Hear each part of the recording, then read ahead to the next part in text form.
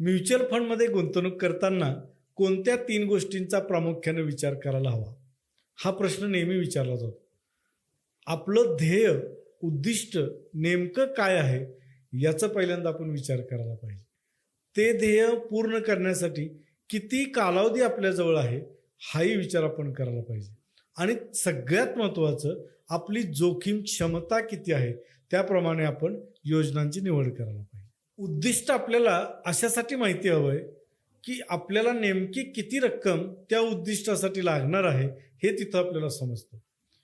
कालावधी आपल्याला एवढ्यासाठी हवा आहे की तिथंपर्यंत जाण्यासाठीच्या कालावधीमध्ये किती रक्कम मी गुंतवू शकतो किंवा गुंतवली पाहिजे याचं गणित आपल्याला निश्चितपणाने कळेल.